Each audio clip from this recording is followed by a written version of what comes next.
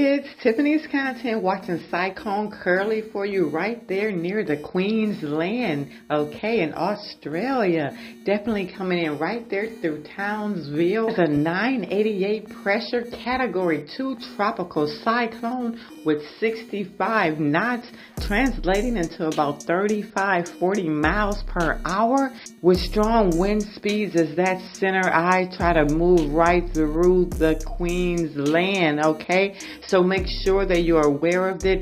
It is going down to a category 1 as it reaches that, wind shear, and definitely going down. But look at how it bubbled up as it's reaching, definitely intensifying, bringing a lot of convection as it reaches that land, making sure that it's bringing a lot of rain and precipitation along with it. And you can just see it in that wind speed. It's Tiffany's Content. Like, share, subscribe.